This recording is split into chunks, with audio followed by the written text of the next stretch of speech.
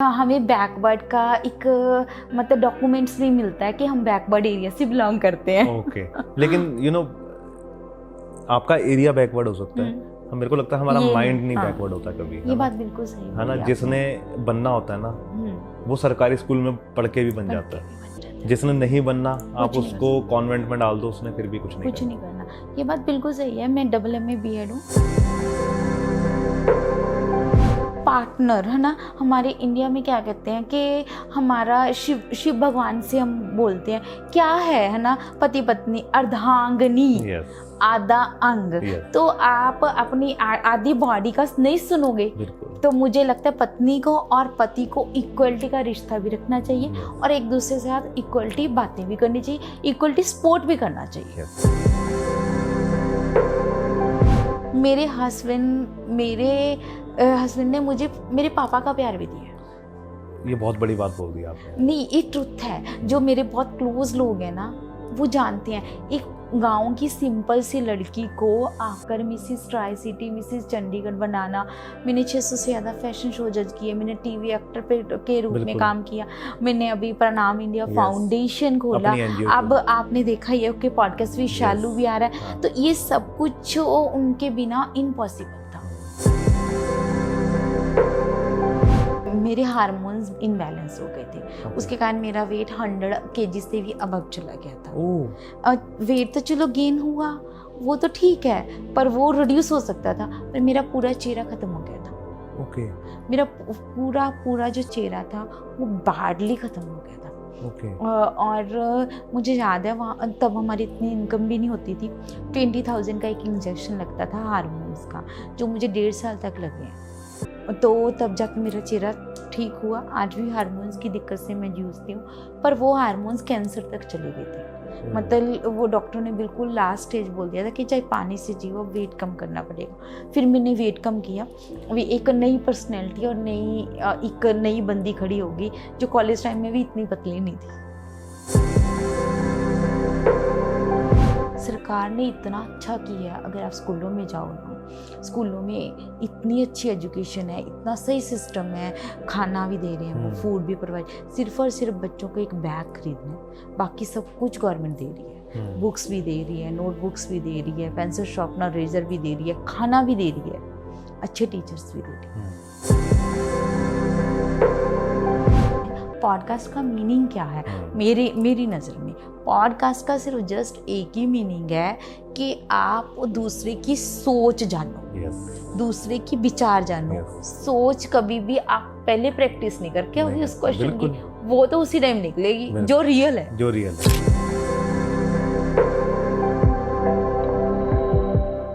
Hello ma'am. Hello, कैसे हो आप? बहुत बढ़िया। आपकी आवाज़ ना बहुत लाउड है और वो ये ना बहुत अच्छी चीज़ होती है। जैसे उस दिन भी हम इंटरव्यू कर रहे थे ना, तो हमें रेडियो में सिखाया जाता है कि आपको ना लाउड बोलना चाहिए। और आपकी ये अच्छी बात है। आप जब बात करने में होते हैं ना, कई लोग तो बड़े हाँ जी है ना, लेकिन आप बहुत खुल के बोलते हो, है ना। शायद इसका एक रीज़न है कि मैं पंजाबी फैमिली से बिलोंग करती हूँ। ये तो बहुत पंजाब से बिलोंग करती हूँ। जैसे आपने रेडियो की बात बोली, मैं आपको बताती हूँ, अभी तो खैर बहुत एक्सपीरियंस हो गया, पर पहले बिल्कुल भी नहीं था। मैंने ऐसे ही फ़ोन उठाया एक दिन, मैंने 94 FM था उस टाइम, तो फ़ोन किया, उनका इंटरव्यू आया हुआ था न्यूज़पेपर में। उन्होंने मेरी आवाज़ सुनते ही, क्योंकि मेरी पंजाबी बहुत अच्छी थी, उन्होंने बोला मैम आप आ जाओ कल से। पर प्रॉब्लम ये था कि उनकी सैलरी बहुत कम थी।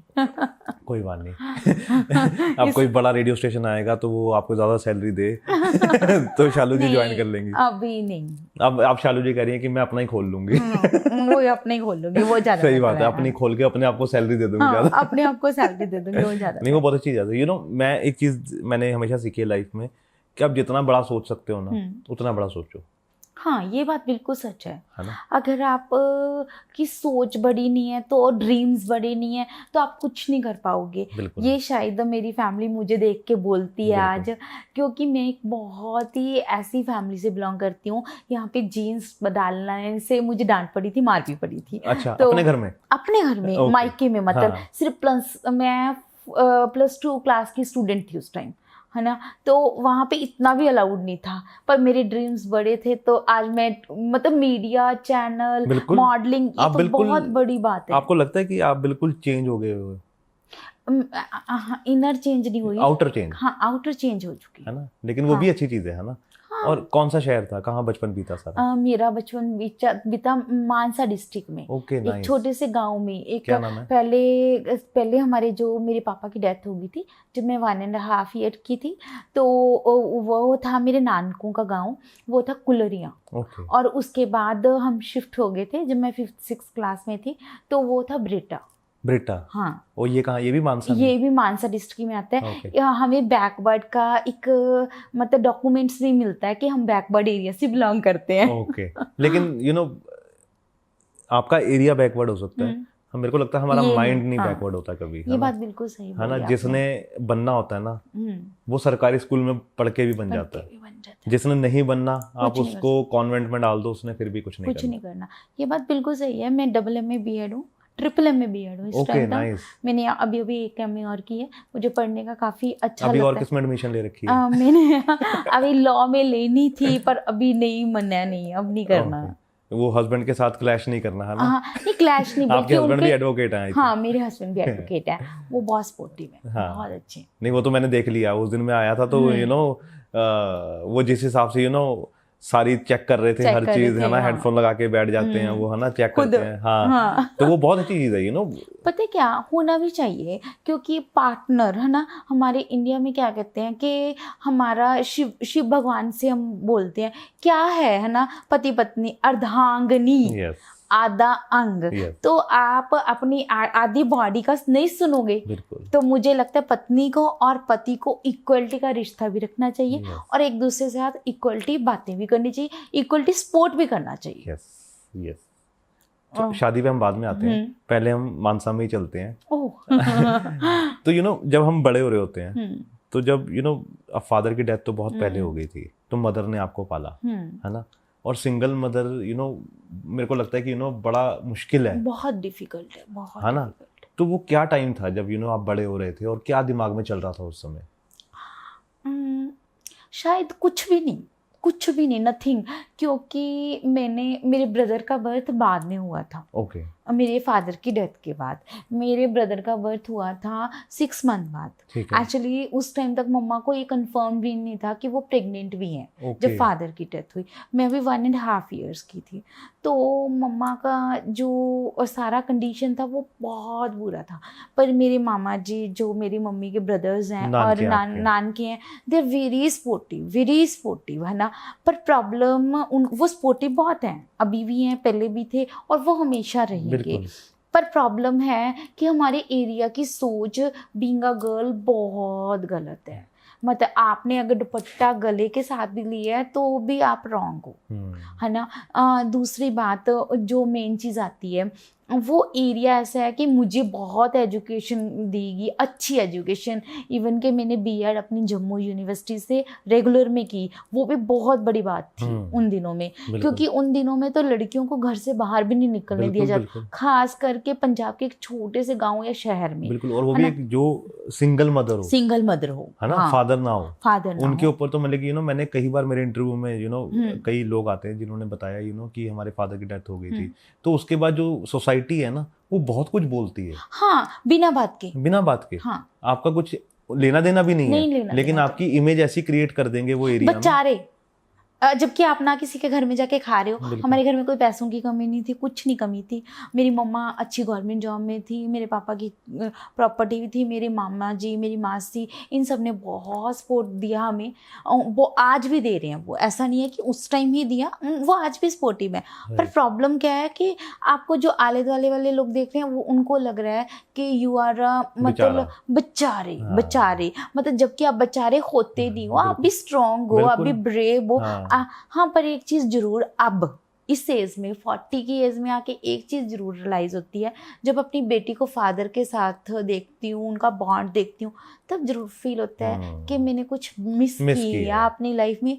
जबकि मैं आपको एक चीज़ और बताना चाहूँगी, मेरे हस्बैंड ने मुझे मेरे पापा का प्यार भी दिया। ये बहुत बड़ी बात बोल दी आपने। नहीं, ये ट्रुथ है। जो मेरे बहुत क्लोज लोग हैं ना, वो जानते हैं। एक गांव की सिंपल सी लड़की को आकर Mrs tricity, Mrs Chandigarh बनाना। मैंने 600 से ज़्यादा फैशन शो जज किए, मैंने टीवी एक्टर के रूप में काम किया, मैंने अभी प्रणाम इंडिया फाउंडेशन खोला। अब आपने देखा ही है कि पॉडकास्ट भी शालू भी आ रहा है। तो ये सब कुछ उनके बिना इम्पॉसिबल था। मतलब वो पीछे स्पोर्टिव, जैसे एक फादर होता है ना कि अपने बच्चों को बढ़ाना है, आगे बढ़ाना है, उनके ड्रीम्स को पूरा करना है। मैंने वो अपने हस्बैंड के साथ वो रियलाइज करती हूँ हर कदम पे, सोचती हूँ कि यार ये बंदा पति से ज्यादा पिता का रोल अदा कर रहा है कि उसको ग्रोथ देनी है मेरी लाइफ को। और भी कितनी बड़ी बात बोली आपने, यू नो। और ये एक पार्टनर के लिए ना बहुत प्राउड मोमेंट होती है जब एक पार्टनर दूसरे पार्टनर के बारे में ऐसा बोले, यू नो, कि you know he is like my, मतलब कि उन्होंने वो हिस्सा भी पूरा किया, वो भी हिस्सा पूरा किया है ना। हाँ, सच्ची में किया। वो ऐसा, मतलब उन्होंने आप बिलीव नहीं करोगे अगर मैं आपको छोटी छोटी स्टोरीज बताऊंगी ना, he is a perfect person. मतलब मैंने आज तक अपनी लाइफ में ऐसा आदमी कभी देखा नहीं है। मैं लोगों को ये बात भी बच्चों को बोलना चाहूँगी, अरेंज मैरिजेस है ना, जो लोगों को लगता है कि अरेंज मैरिजेस अच्छी नहीं होती, तो आप मेरी और राकेश गुप्ता जी की शादी को देखो, अरेंज मैरिज भी उतनी ही ब्यूटीफुल और उतनी प्यारी होती है। नहीं, वो मेरे को लग गया आइडिया कि अरेंज मैरिज अच्छी होती है। अरेंज मैरिज अच्छी होती है बिकॉज यू नो सी हर चीज के ना प्रोज एंड कॉन्स है। हाँ, है ना। और एक शादी को चलाना दोनों के ऊपर डिपेंड करता है। ये बात बिल्कुल सही है ना। कोई एक बंदा एफर्ट करता रहेगा नहीं, तो शादी चलेगी नहीं चलेगी। आप दोनों को एफर्ट करने पड़ेंगे, अपनी कुछ आते दोनों को चेंज करनी है ना। जबकि हम दोनों बिल्कुल ऑपोजिट हैं, बिल्कुल होना ही वैसे चाहिए। बिल्कुल, वो जितने परफेक्ट हैं अपने सारे काम में, मैं उतनी डफर हूँ। मैं इतनी अनपरफेक्ट पर्सन हूँ ना। वो अच्छी चीज है ना, एक घर में बंदा ऐसा होना चाहिए। मतलब मुझे पता है मेरी गलती है, मतलब मैं ऐसी हूँ कि इधर गंद मचा दिया, उधर वो सारा समेटते हैं। मतलब मैं खाना बहुत अच्छा बनाती हूँ, उन्होंने आज तक कभी कुकिंग नहीं की, उनको कभी किचन में जाने का कोई शौक नहीं है। पर कुछ चीजें मेरे में अच्छी हैं, कुछ चीजें उनमें अच्छी हैं। पर ये है कि उनके दिमाग में हर कदम पे यही चलता है मेरे शालू को कैसे ग्रो करना है। हाँ, बेटी को और वाइफ को कैसे आगे बढ़ाना है। उन्होंने कभी नहीं सोचते कि मेरे को कैसे आगे बढ़ना है। वो पहले प्रायोरिटी आपको देते हैं। पहले हमें देते हैं, गुड़िया को या फिर मुझे। अच्छा, तो हम थोड़ा सा ना फास्ट फॉरवर्ड करते हैं। हाँ जी, क्योंकि इसमें ज्यादा मजा आ रहा है मुझे बात करने का, राकेश जी की बात करने में। तो यू नो +1 +2 में जब हम बड़े हो जाते हैं ना, हमें स्ट्रीम लेनी होती है कोई एक। उस समय क्या चल रहा था दिमाग में कि क्या लें? घर वालों का क्या था, मम्मा का क्या था कि क्या करो बेटा? मम्मा का था कि नर्सिंग में जाओ आप। ठीक है। बट मैं बिल्कुल नहीं पसंद करती थी। और सबसे बड़ी बात, मैं IAS IPS ऑफिसर बनना चाहती थी। ठीक है। पर प्रॉब्लम ये थी कि वहाँ के लोगों को सिर्फ B.Ed के अलावा कुछ नहीं पता था कि टीचर बन जाओ। हाँ, बस B.Ed करनी है, JVT करनी है, B.Ed करनी है, JVT करनी है।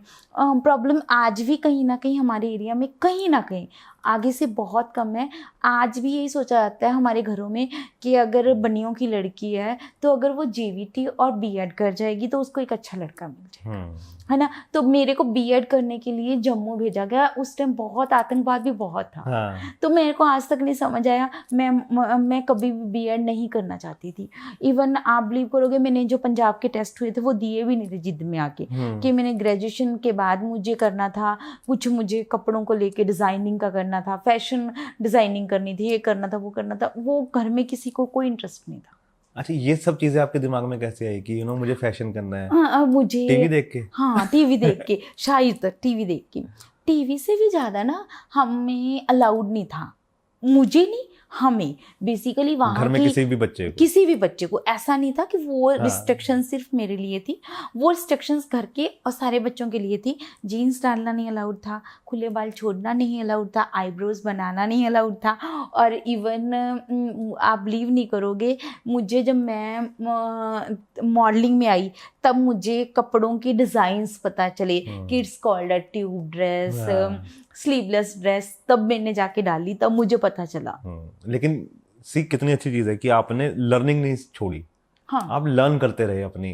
सिचुएशन चेंज हुई, आपने लर्न किया, सिटी चेंज हुई, आपने लर्न किया, है ना।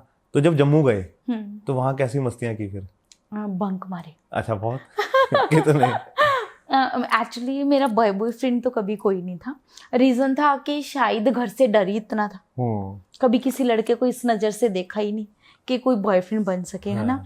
पर एक ही बनाया आपने बस, राकेश राकेश और शायद रीज़न था कि घर में इतना डर पैदा किया था, अगर पड़ोस में लड़की भाग जाती थी तो घर वाले कहते थे, छोटे छोटे बच्चे होते थे हम 5वीं 6वीं में, कि तुम्हें काट डालेंगे, तुम्हें मार डालेंगे अगर कभी सोचा भी किसी लड़के के बारे में। इसलिए मैंने नहीं, मेरी पूरी क्लास में 1 या 2 लड़कियां ही होंगी, मेरे पूरे शहर में 2-4 लड़कियां होंगी जिन्होंने लव मैरिज की होगी, जो जिनके बॉयफ्रेंड्स होंगे। अदरवाइज वहाँ ऐसा कोई ट्रेंड ही नहीं था। अब मुझे नहीं पता, बट उस टाइम कोई ट्रेंड नहीं था ऐसा। लेकिन सॉरी आपको बीच में काट रहा हूँ थोड़ा आउट ऑफ दी उसमें कॉन्टेक्स्ट में बात कर रहा हूँ। क्या आपको लगता है कि ये जो आपने कहा कि मार देंगे, काट देंगे, ये होना चाहिए? नहीं नहीं, बिल्कुल भी नहीं। आज अगर मेरी बेटी किसी लड़के को पसंद करती है तो मैं खुशी खुशी उससे शादी कर दूंगी, ऐसा कुछ नहीं होना चाहिए। पर शायद मुझे वो अब पहले लगता था, जब मैं 30s में थी, मतलब 20s और 30 के बीच में थी, तो मुझे लगता था दे आर रॉन्ग। पर जब अब मेरा बच्चा 14 ईयर्स का हो गया, अब उसकी वो टीनेजर आ गई है, तो मैं बीइंग अ मदर सोचती हूँ कि मेरी फैमिली कहीं रॉन्ग नहीं थी। उन्होंने उस टाइम हमें ऐसी परवरिश दी थी जिसके कारण आज मैं गुप्ता जी के दिल में भी राज करती हूँ, क्योंकि उनको पता है कि मेरी वाइफ गलत हो ही नहीं सकती जहाँ भी जाएगी वो। बिल्कुल बिल्कुल बिल्कुल। तो इसीलिए मुझे लगता है कैरेक्टरफुल रहना बहुत ज़रूरी है। आजकल इतने सारे रिलेशनशिप, मुझे लगता है maybe I am wrong, पर नहीं सही है, क्योंकि आपको, मुझे लगता है बच्चों को, मैं बिटिया को भी अभी यही समझाती हूँ, मैं बहुत सारे अवेयरनेस कैंप्स भी करती हूँ, बच्चों को ये चीज़ बताती हूँ कि एक पार्टनर होना बहुत ज़रूरी है।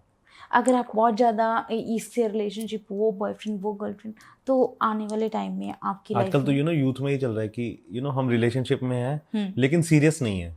हाँ, उसकी भी टर्म्स आ गई हैं। हाँ, तो वही कि आप बता रहे थे, टर्म्स आजकल बहुत ज़्यादा यूज़ हो रही हैं। ये भी ना, अभी मैंने एक पॉडकास्ट किया था, तब मुझे पता चला कि कुछ सिचुएशनशिप होती है, कुछ शुगर डैडी होता है, पता नहीं क्या कुछ हो रहा है। मतलब मैं हिल गई थी 2-3 दिन, तो मैं सोच रही थी, ओ माय गॉड, हमारे टाइम में तो अगर जस्ट कोई लड़का और रियलिटी के लिए कोई लड़की को पसंद आ रहा है जिससे उसने शादी भी करनी है, उसका कोई ऐसा विचार नहीं किसी और को देखने का, उसके लिए पेरेंट्स कहते थे काट डालेंगे, मार डालेंगे, जो सीरियस होता था, सीरियस लव स्टोरी। हाँ, पर आज नहीं, आज की यूथ मुझे लगता है इस बात से गलत जा रही।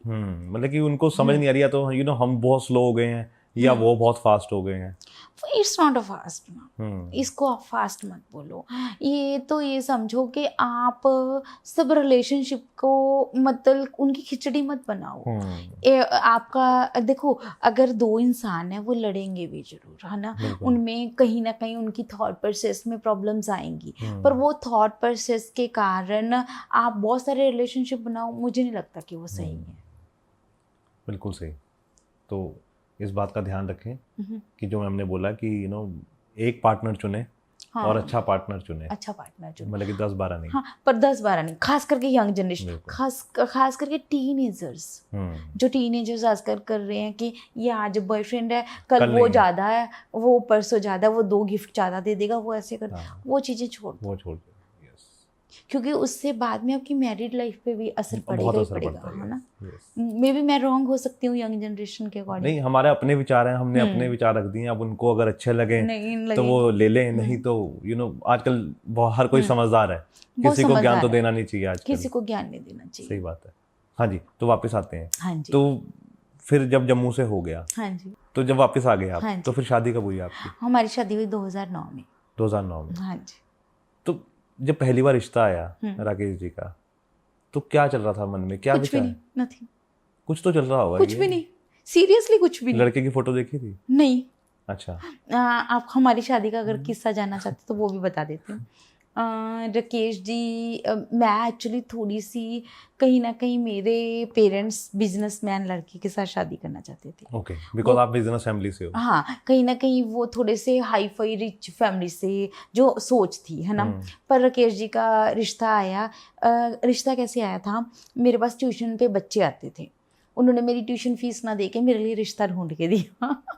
मतलब उनकी मम्मी कह रही थी कि 3 बच्चे हैं हमारे पास ट्यूशन पे, अगर आप तीनों में से एक की फीस देगी है और 2 बच्चों की फीस नहीं देगी, वो मेरे लिए रिश्ता लेके आई है। ओके। तो बहुत हंसे घर में। मुझे बड़ा दुख था कि वो मेरी फीस नहीं दे रही है ट्यूशन की। एक्चुअली मैंने बहुत ट्यूशन्स किए हैं स्कूल, मैंने as a teacher, as a principal भी जॉब किया, एज अ वाइस प्रिंसिपल भी जॉब की है, तो काफ़ी सारा कुछ किया। तो वो लेडी आई तो किसी ने घर में उसको सीरियस नहीं लिया। वो 4-5 दिन बाद फिर आ गई, तो मेरी मम्मी कहती चलो आप बात करवा दो, फिर फोटो दिखाई दो। नहीं कोई फोटो नहीं दिखाई, कोई नहीं, बस सिर्फ फ़ोन पे बात हुई। तो मेरी मम्मी कहती भी हमारी लड़की बात करके देखेगी, हमारे विचार बड़े ऊंचे हैं। मेरे मन में हंसी आ रही थी, आपके विचार बहुत ऊंचे हैं पर इतना था कि शादी करनी है तो एक ढंग की लड़की से। तो हमने राकेश जी ने ना मेरी कोई फ़ोटो देखी थी, ना मैंने उनकी फ़ोटो कोई देखी थी। तो हमारी फ़ोन पे बात हुई, तो फ़ोन पे मेरी किसी को नहीं पता सिवाय मेरी मम्मी और मेरे ब्रदर के कि हमारी फ़ोन पे लगातार 1 हफ्ता बात हुई। ठीक है। राकेश जी में बहुत गुस्सा था, वो मुझे, मैं थोड़ी सी कूल डाउन हूँ, वो उनमें एकदम से अग्रेशन हो जाता था, वो 2-2 मिनट पर गुस्से हो जाते थे और मेरे को लगता था यार ये इतना गुस्सा क्यों है बंदे के अंदर। पर मुझे वो उन्होंने इतना सच बोला, उसने मुझे सैलरी ज़्यादा बताई थी, इन्होंने कम बताई, उन्होंने सब कुछ सच बोल दिया, बस वो अंदर से दिल में जगह बन गई। तो मैं बिलीव करती हूँ एस्ट्रोलॉजी में, बहुत ब्लाइंड बिलीव। तो मैंने अपने एस्ट्रोलॉजर से पूछा, एक से नहीं, हमारे घर में 36 एस्ट्रोलॉजर से अलग अलग कुंडली मिलाई की थी। अच्छा। हाँ जी, इट्स अ ट्रूथ। तो अच्छी बात है। और सबने क्या कहा? सबने कहा कि परफेक्ट है, इससे अच्छा लड़का कहीं नहीं मिलेगा। चलो फिर एक दिन ऐसा आया कि हफ्ते 10 दिन बाद जब सारा बात होगी तो उनको गुप्ता जी को देखने गए मेरे पेरेंट्स, उनको किसी को भी गुप्ता जी पसंद नहीं आए उनका नहीं पसंद आया कि नहीं इनकी सैलरी कम आई है, वो उन्होंने वहाँ भी सच बोला, उन्होंने झूठ नहीं बोला। पर फिर भी उनके ऊपर जब हमारी फैमिली के ऊपर थोड़ा सा प्रेशर हुआ कि एक बार लड़की दिखा दो, चलो देख लेते हैं। मैं मिलने गई गुप्ता जी से, तो जैसे हम बैठे थे, फैमिली की बातें हो रही थी मेरी। उस दिन मुझे याद है इंडिया और पाकिस्तान का मैच था, ठीक है, 14 जून की बात है ये। तो मेरी mother in law is very much educated, वो उन्होंने 64 में MA किया था और लॉ भी की हुई थी। She is very intelligent. तो वो हमारे घर में, मतलब मेरी मासी जी के घर में हमें दिखाना था, एक दूसरे के साथ मिलाना था। क्या हुआ कि मेरी mother in law, father in law और मेरी sister in law, brother in law और बच्चे उनके, वो देख रहे हैं मैच और उनको मेरे में कोई इंटरेस्ट नहीं है, बस लड़की ठीक है। मतलब मैं हैरान हूँ, मतलब उनको, मतलब वो जैसे अच्छी बात है ना ये तो। मेरे साथ एक बात कर रहे थे, मतलब वो हार गया, वो आउट हो गया, वो सिक्सर लग गया, ऐसी बातें हो रही थी। तो मैं बड़ी हैरान, यार ये अजीब सी फैमिली मिल गई मुझे, ये क्या है। चलो फिर 5 से 10 मिनट के बाद मुझे गुप्ता जी के पास बिठा दिया तो बात करने के लिए। मुझे गुप्ता जी ने जस्ट एक ही बात बोली कि आप बहुत मोटे हो, मेरे को तो आप पसंद नहीं हो, जबकि मैं मोटी भी नहीं थी, अब जितनी हूँ उससे भी पतली थी। तो ठीक है, मैंने कुछ नहीं बोला, मैं कमरे से बाहर आ गई। मैंने अपनी मम्मा को बोला कि इन्होंने ऐसे बोला, तो वो बोलने लगे आपस में कि नहीं यार ये कौन सा आंसर हुआ। फिर सबने कहा कि इनका रंग सांवला है, तो मैंने कहा मैंने तो सांवला रंग देखा ही नहीं। तो 2 मिनट वार्तालाप हुई। मेरे फादर इन लॉ बहुत अच्छे हैं, तो उन्होंने बोला कि नहीं जी नहीं, इन्ना अच्छा रिश्ता हो जाऊगा। मेरे मास्टर जी कहते भी ਅਸੀਂ 10 ਕੁ ਦਿਨਾਂ ਨੂੰ ਦੇਖਾਂਗੇ, ਅੱਜ ਅਸੀਂ कोई हाँ नहीं कोई ना नहीं।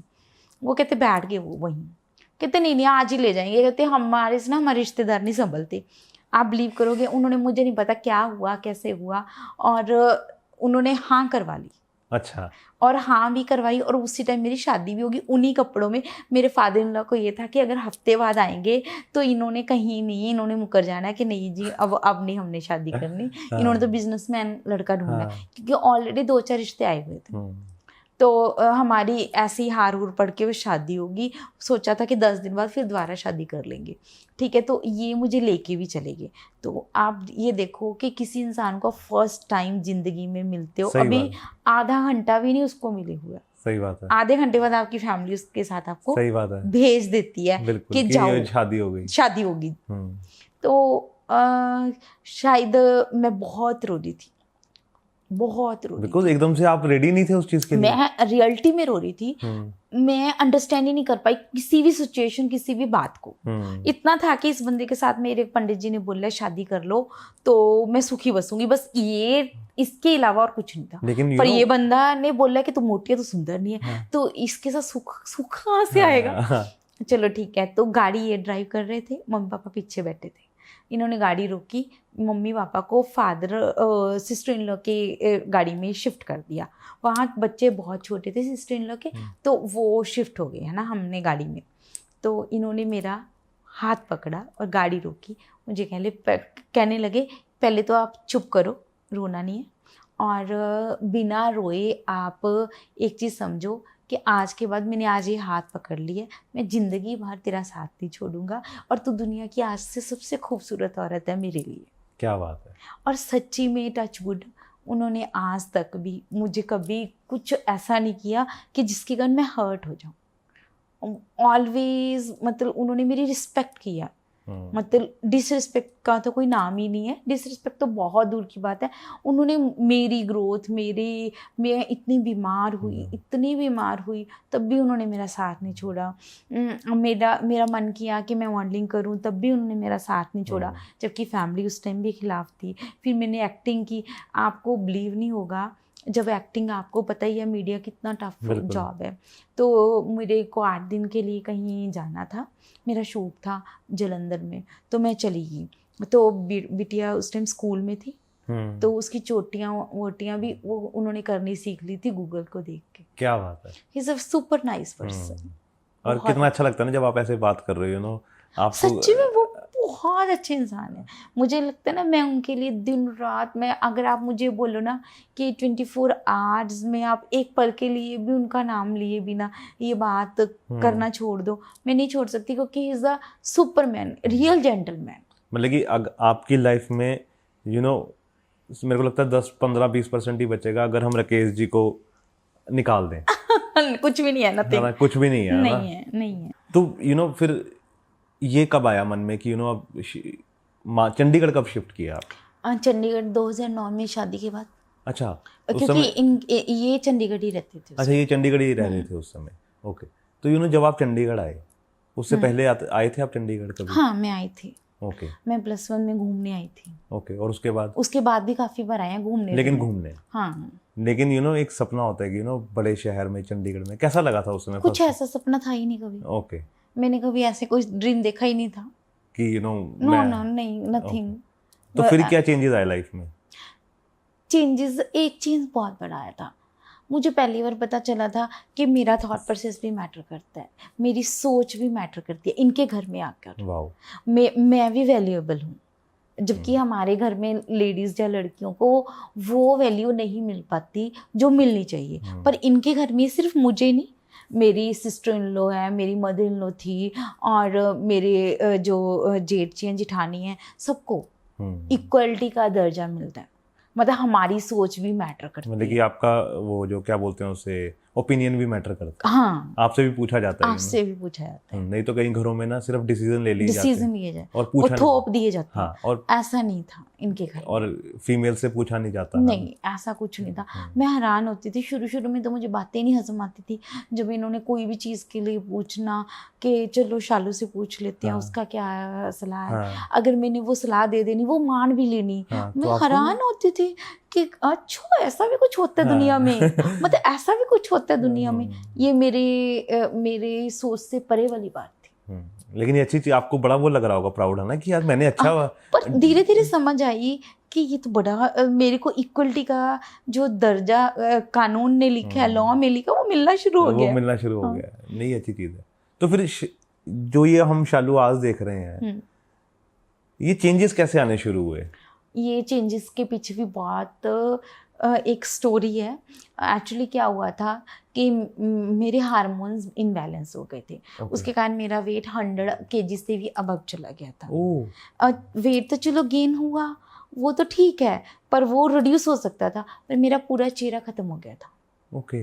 मेरा पूरा जो चेहरा था वो बैडली ख़त्म हो गया था। ओके। और मुझे याद है वहाँ तब हमारी इतनी इनकम भी नहीं होती थी। 20,000 का एक इंजेक्शन लगता था हार्मोन्स का, जो मुझे 1.5 साल तक लगे। तो तब जाके मेरा चेहरा ठीक हुआ। आज भी हार्मोन्स की दिक्कत से मैं जूझती हूँ, पर वो हार्मोन्स कैंसर तक चले गए थे।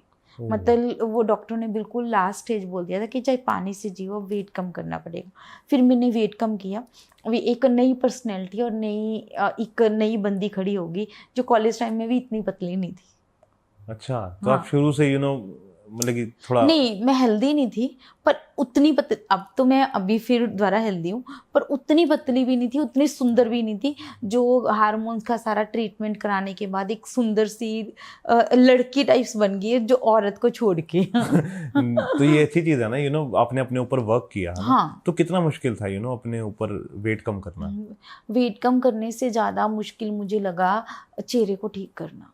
हमारे घर के सारे शीशे मिरर थे जो वो ढक दिए थे, क्योंकि आप मेरा चेहरा नहीं देख सकते थे। मैं 2 इयर्स तक बिल्कुल घर में बंद रही हूँ, बिल्कुल। मतलब ना मैं किसी शादी, ना कोई मैरिज, ना कोई फंक्शन, ना इवन मार्केट में भी नहीं गई हूँ, सिवाय डॉक्टर। ओके।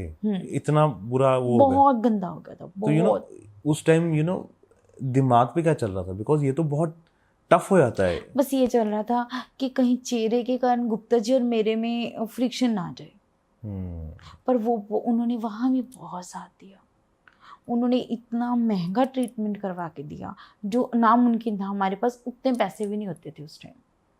मतलब कि अगर वो मना कर देते तो शायद हाँ, शायद पता ही नहीं था कि ठीक कैसे होना है। उस टाइम डाइटिशियन का कोई फैशन नहीं था।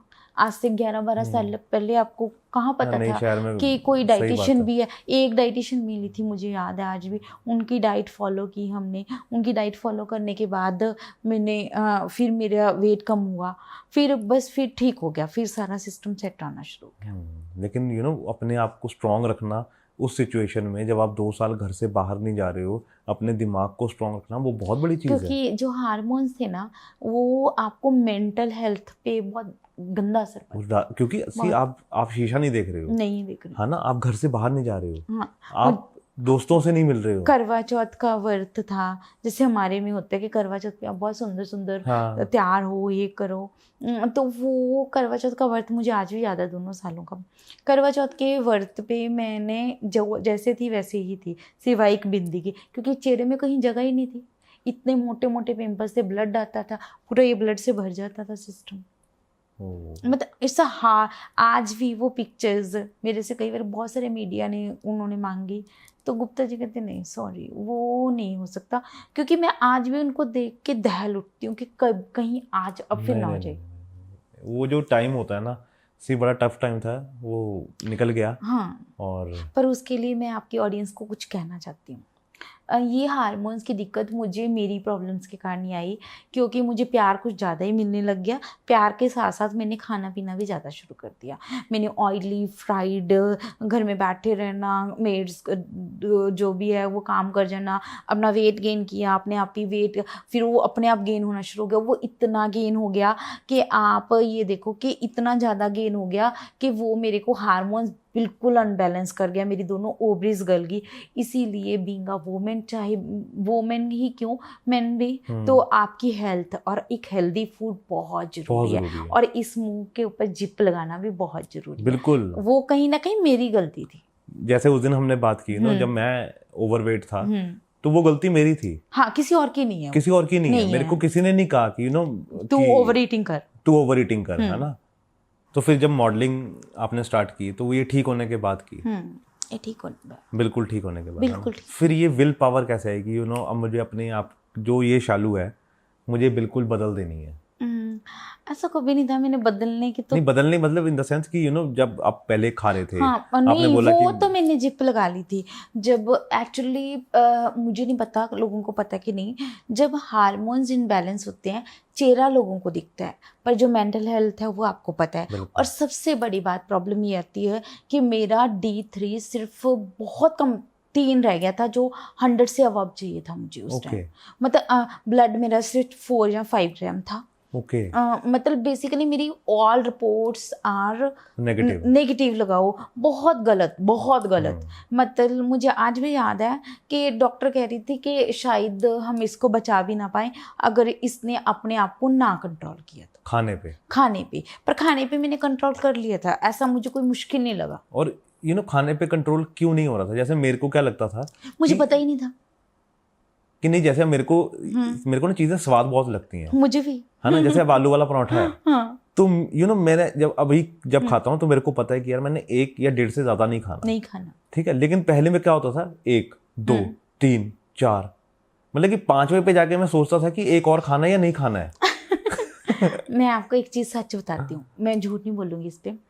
मुझे आज तक, जब तक मैंने डाइटिशियन नहीं ज्वाइन करी थी, तो मुझे नहीं पता था कि रोटी खाने से, पराठा खाने से, या फिर पकौड़े खाने से, या फिर जो इंडियन चीज़ें मिलती हैं उनको खाने से आपका वेट गेन होता है। मुझे पता ही नहीं था, एक ट्रुथ है। हाँ। ये जो अवेयरनेस है ना, ये सोशल मीडिया ने ज़्यादा कर दिया।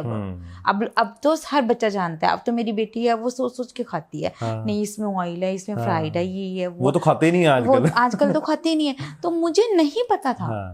हमारे टाइम में अवेयर ही नहीं थे हम। सही बात है। आप नहीं अवेयर थे ना? मैं भी नहीं अवेयर थी। नहीं थी, है ना? क्योंकि मेरे जो कजन थे वो भी उतना ही खा रहे थे। हाँ, पर उनका मेटाबॉलिज्म ठीक होगा बस। ठीक है, मैं भी उतना ही खा रहा था, लेकिन मुझे लग रहा था और उनको नहीं लग रहा था। वही बात है ना, है ना। हमारी दोनों की सेम ही सिचुएशन रही है इस चीज। तो मुझे लगा कि यार ये नॉर्मल है। लेकिन जब बाद में बहुत ज्यादा हो गया कि, और मैं सीढ़ियां भी चढ़ने में मुश्किल होने लगी, तो फिर मेरे को लगा कि नहीं यार, जो वही आपने कहा कि नहीं, मैं आपको एक चीज बताती हूँ, वेट गेन करना बहुत इजी है। इतना इजी है, सही बात बोली, बहुत इजी। अभी मैं ये सारी भुजिया बिस्किट खा लूंगी, अभी 2 किलो वजन गेन हो जाएगा। सही बात है। बट उसको रिड्यूस करना, बैलेंस करना उतना ही टफ है, पर मज़ा बहुत आता है उसको बैलेंस करने। और उसमें मैं ये मानती हूँ, जब मैं हेल्दी खाती हूँ तो मैं खुश रहती हूँ। आप भी रहते होगे। अब जब से कम खाना शुरू किया मैंने, तो मुझे ऐसा लगता है मेरी बॉडी में ना एनर्जी बहुत ज्यादा रहती है। हाँ, है ना। पहले क्या होता था कि बड़ा काम तो हो रहा था, हाँ, मैं सुस्त नहीं पड़ता, खड़ाऊं की तरह थे। हाँ, मतलब कि अगर मैं एडिटिंग करने बैठा हूँ या कुछ करने बैठा हूँ, तो मैंने एक कटोरी रख लेनी है भर के, है ना, और खाना खाते रहना। वो गलत है, वो बहुत गलत है। वो लोगों को समझना चाहिए। अगर जो अभी भी हेल्थ इश्यूज आएंगे ही आएंगे, अगर आपका वेट नहीं रिड्यूस करोगे, ज्यादा गेन करते रहोगे, तो हेल्थ इश्यूज आएंगे। तो फिर क्या चीजें आपने ज्यादा खानी शुरू की जब वेट कम कर रहे थे? मैंने पनीर, प्रोटीन पूरा किया पहले तो। बीइंग अ वेजिटेरियन आपको पता है कि प्रोटीन बहुत मुश्किल हो जाता है। अच्छा, आप नॉन वेज नहीं खाते? नहीं, बिल्कुल भी नहीं, एग भी नहीं, है ना। तो नॉन वेजिटेरियंस लोगों को आपको पता है कि बहुत मुश्किल है प्रोटीन पूरा करना, है ना। तो सबसे बड़ी बात, हेल्दी फ्रूट्स, वेजिटेबल्स। जो मैं अब क्या होता है हमारे इंडियन घरों में, कि हमारे घर में सुबह राजमा चावल बने, दोपहर को भी वो खा रहे हैं हम, शाम को भी वो खा रहे हैं, है ना। पर वो राजमा चावल ही हैं, उसमें और वेजिटेबल नहीं गई। ना हमें सैलेड्स की आदत है, ना हमें चटनीज की आदत है, ना हमें ये कि चलो राजमा है तो थोड़ा सा पनीर सौटे कर लें, या फिर कोई और वेजिटेबल्स ले लें जिससे हमारा बैलेंस हो जाए। वो नहीं हम कर पाते। हम एक सब्जी बनाते हैं, हमें लगता है कि पूरा पोर्शन पूरा हो गया, जो नहीं हो पाता।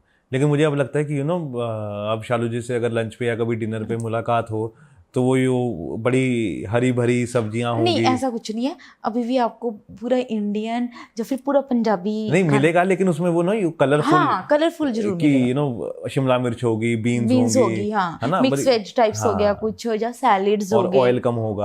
ऑयल तो बहुत कम। और शुगर कितना कम कर दिया?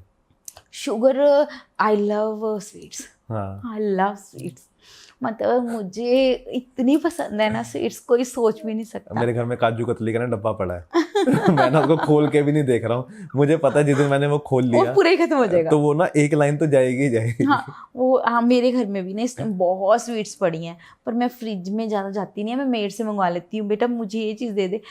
जब डॉटर आती है उससे, या हस्बैंड से, मुझे पता है अगर मैं फ्रिज को एक बार खोल लिया ना, एक दाना भी मेरे मुँह में चला गया तो वो पूरा मेरे अंदर ही जाएगा। आई लव स्वीट्स, पर मैंने बहुत कंट्रोल किया। पर एक चीज़ जो मैंने, शायद आपने भी अनुभव की होगी ना, वो जब हम मीठा खाना छोड़ देते हैं, जब उसके बाद स्वीट्स खाते हैं, वो ओवर मीठी लगती हैं और अच्छी नहीं लगती हैं। मैंने चाय फीकी पीनी आज से तकरीबन 4-5 साल पहले शुरू कर दी थी, या उससे भी पहले। अब अगर मैं मीठी चाय पी लूँ ना, वो मुझे बहुत ज्यादा अजीब लगती है। हाँ। पता नहीं क्यों, मतलब कि वो शायद मेरा वो टेस्ट चला गया टेस्ट चला गया है ना। मैं मीठा खा लूं। मुझे भी आप जो बात बोल रहे हो ना, जैसे हमारी कभी कभी पार्टीज होती हैं, कभी कभी हम फ्रेंड्स के साथ घूमने जाते हैं, तो कई बार होता है कि डिनर्स ही होते हैं, आपको पता है चंडीगढ़ में फैशन है, तो डिनर पे गए तो आराम से मज़े से एंजॉय किया, खाना खाया, पर यहाँ घुस जाती है वो चीज़ कि इतना खा लिया, ज़्यादा खा लिया। तो नेक्स्ट डे उसको किसी ना किसी तरह 2 दिन में 3 दिन में बैलेंस करके दिखाना ही दिखाना है, वो अंदर वो जरूरी हो जाता है। हाँ, वो चीज़ आपको भी लगती होगी यहाँ आ जाता है। अरे बहुत ज़्यादा। मैं शीशे पे सामने गया ना कभी, जैसे अच्छा 3-4 दिन से बहुत अच्छा चल रहा था, है ना, तो आपको लगता है फेस में कुछ अच्छा लग रहा है। अच्छा एक दिन आया बीच में, आपने खा लिया, फिर आप जाते हो यार ये तो गलत हो गया, फेस में अच्छा लग रहा। हाँ, ये चीज़, एक चीज़ और है सर, आपको भी पता होगा, और मैंने जो अभी अभी सीखा पॉडकास्ट में, ये मैं जरूर बताना चाहूँगी आपको। पॉडकास्ट करते करते एंगल्स बहुत मैटर करते हैं, बहुत ज़्यादा। किसी में तो मेरे को इतना मोटा बना रखा है कि मुझे लगता है कि मेरे से मोटा इस पूरी दुनिया में कोई नहीं है। कहीं किसी ने मेरे चेहरे को वो कर दिया। अब कुछ एंगल्स हमें समझ आने शुरू हो गए हैं करते कि ये एंगल्स बहुत मैटर करते हैं, जो शायद शुरू में पॉडकास्ट करते वक्त आपको समझ भी नहीं आते। मैं आपको एक चीज़ बताता हूँ, ये सब छोड़ दो आप। नहीं, अब तो छोड़ दिया। नहीं, पता क्यों? मैंने एक चीज़ नोटिस अपने ऊपर कर ली थी। मैं क्या करता हूँ, मैं वॉशरूम में जाता हूँ इंटरव्यू से पहले, और अपने आप को बोलता हूँ कि आई एम द बेस्ट। हाँ, we are the best, we are the best. और यू नो मेरे से ऊपर कोई नहीं है, वो सही है ना। मैं जैसा मर्जी दुनिया को लग रहा हूँ, मैं अपने आप से बहुत प्यार करता हूँ। ये बहुत सेल्फ लव, ये चीज़ के ऊपर भी मैं आपको बताना चाहूँगी, ये मेरे पति ने सिखाया मुझे। मैं कभी अपने आप को प्यार करती नहीं थी, मैंने कभी कुछ सोचा ही नहीं। शादी हो गई ठीक है, बच्चा हो गया ठीक है, मॉडलिंग करने लगी ठीक है, सब कुछ ठीक है, बस ठीक है, ओके, अभी भी ऐसी ही हूँ कहीं ना।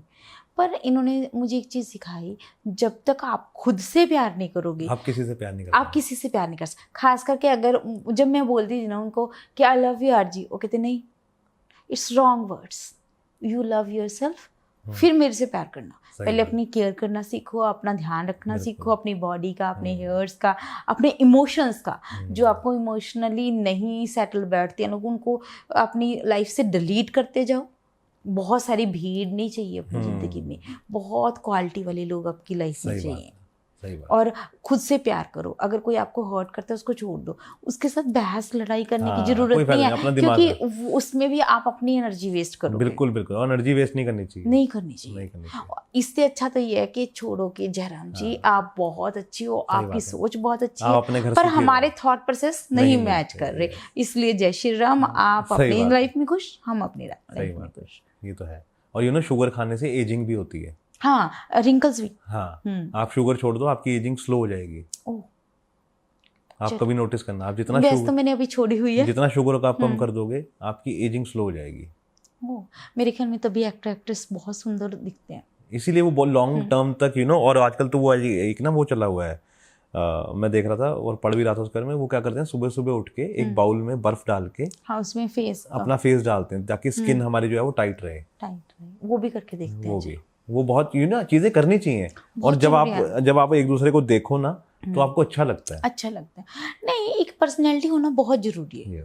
तो फिर ये जब हुआ है ना सारा कुछ, तो फिर मॉडलिंग जब आपने ट्राई की, तो कैसा लगा यू नो वो मॉडलिंग? पता है, एक्चुअली कभी सोचा नहीं था, पर मैंने कॉलेज टाइम में मॉडलिंग की थी, जो घर वालों को नहीं पता थी। ओके। क्या था कि पाकिस्तान के लिए जम्मू में एक शो होना था। ओके। तो पाकिस्तान में जो शो होना था वो नहीं हुआ, पर हमारी तैयारी बहुत हुई थी। हमारा कॉलेज में से सिर्फ 2 लड़कियां सेलेक्ट हुई थी। मेरी अच्छी वॉक के कारण मैं सेलेक्ट हुई थी, एक लड़की और थी, उसकी अच्छी हाइट के कारण वो सिलेक्ट हुई थी। सिर्फ हम 2 हुई थी, पर हमारी प्रैक्टिस बहुत करा दी थी उन्होंने। चलो वो बात खत्म हो गई थी वहीं, वो तो आई और गई, क्योंकि मॉडलिंग हुई ही नहीं जब।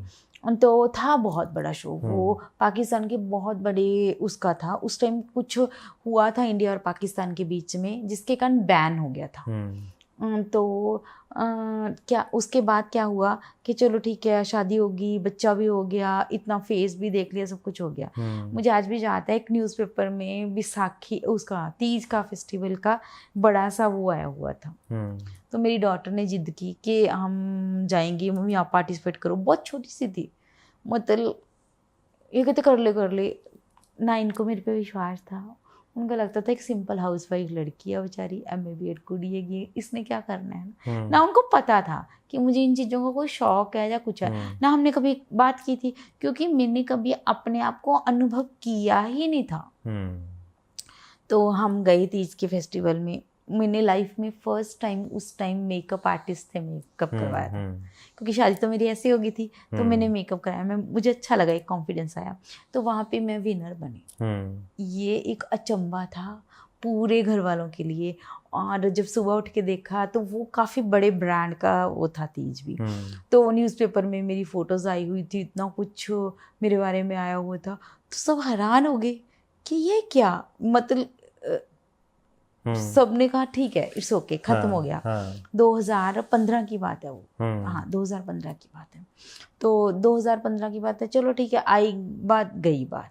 उसके बाद मैंने सोचा कि मैं मिसिस पंजाब में पार्टिसिपेट करना चाहती थी, जो मेरा ड्रीम था। मैंने सारे फॉर्म्स फिल कर दिए थे, फीस फिल कर दी, सब कुछ हो चुका था। मेरे हस्बैंड का बहुत बुरा एक्सीडेंट हो गया 2016 में। उनको 6 से 7 मंथ लगी थी रिकवर होने में। उनकी कॉलर बोन टूट गई थी, उनके यहाँ हेड इंजरी हुई थी, और सबसे बड़ी बात वो 4th डिग्री से ज़्यादा बर्न हो गया था उनका स्टमक। क्योंकि उनके ऊपर बाइक कई घंटे तक पड़ी रही थी। और 10 बजे का एक्सीडेंट हुआ दिल्ली में। रात को 1 बजे पुलिस को पता लगा था, और फिर उनका बहुत बर्न हो गया था, मतलब बहुत देर लगी हमें इसको रिकवर करने। और आपको पता है कि उनसे इम्पोर्टेंट कुछ नहीं है, अपनी फैमिली से इम्पोर्टेंट तो कुछ है ही नहीं। और उन दिनों में मैं सब कुछ भूल गई, मैंने सब कुछ भुला दिया, और मेरे दिमाग में आ भी नहीं सकता था उस टाइम, है ना। तो बस 2016 के बाद इनकी रिकवरी हुई। 2017 में इनको याद था, ये कभी नहीं भूले थे। तो फिर कोई ऐड देखी इन्होंने मिसेस चंडीगढ़ में मेरा फॉर्म फिल किया, एक मिसेस ट्राई सिटी में। मिसेस ट्राई सिटी की मैं विनर हुई, और मिसेस चंडीगढ़ में मुझे 2-3 वो मिले, टाइटल्स मिले, और मैं फर्स्ट रनर अप आई। तो वहाँ पे भी वो भूले नहीं भूले, वो कभी नहीं भूले। और आपको ये था कि चलो अब तो क्या ही करना वो। हाँ, उसके बाद भी मैंने लीव इट कर दिया, ठीक है, मिसेस चंडीगढ़ बन गई, ठीक है, it's okay, Mrs tri city बन गई, ठीक है। तो उसके बाद भी नहीं वो भूले। उसके बाद उन्होंने फैशन शो मुझे ढूंढ के देने शुरू किए, वहाँ पे ज्यूरी भेजा। हाँ, शुरू में उन्होंने ढूंढ के दिया, उसके बाद मैंने पिकअप कर लिया था सारा सिस्टम। तो मैं बहुत शो में, मैंने 600 से भी ज़्यादा फैशन शो जज किए हैं। ओके। अगर आप मेरे घर में एक चीज नोटिस की, मैंने वो नोटिस की है, वो मैं बैठा हुआ था वहाँ पे, और वो पूरी की पूरी वॉल जो है वो सारी मेरी मोमेंटों से भरी हुई है। और आप बिलीव करोगे, उसके अलावा भी पूरा बेड भी पूरा उसका भरा हुआ है। मतलब कि आपको 2-3 दीवारें चाहिए, है ना, घर में? ज्यादा चाहिए ज्यादा। और आजकल हमने वो भी एक सिस्टम किया हुआ है कि यार ये हमने लेनी नहीं है, प्लीज सॉरी, हमने मोमेंटोज नहीं लेना, हमारे घर में बहुत है अभी। और मैंने आधे से ज्यादा ऑफिस में भी भेज दिया।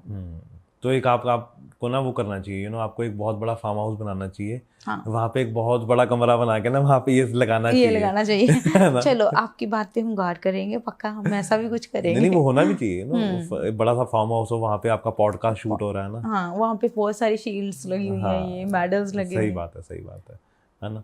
तो जब ये भी हो गया है ना, और मॉडलिंग भी है ना चल रही थी, फिर ये मन में विचार कहाँ से आया कि मुझे अब पॉडकास्ट शुरू करना है, और उससे भी पहले कि मुझे प्रणाम NGO शुरू करनी है?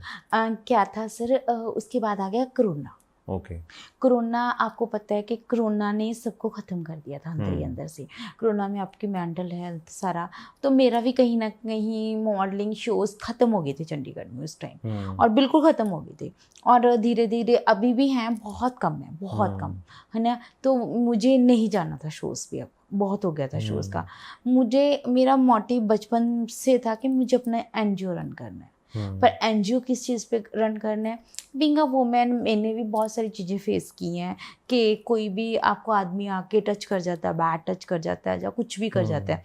और हर औरत, चाहे वो माने चाहे ना माने, उसने सेक्सुअली हरासमेंट सही है। बिल्कुल बिल्कुल है ना। तो मैंने बच्चों को, लड़कियों को एजुकेट करना था, तो फिर मैंने पता किया कि कैसे एजुकेट किया जाता है। फिर हमें किसी ने बताया कि एनजीओ खोल लो।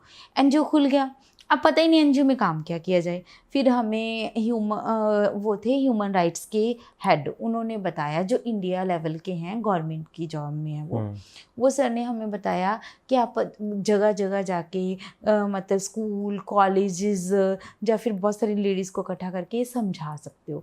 आज हम अवेयरनेस कैंप्स करते हैं पोस्ट एक्ट के ऊपर, पोस्को के ऊपर और ट्रैफिक रूल्स के ऊपर, सबसे बड़ी बात सेक्सुअल हरासमेंट के ऊपर।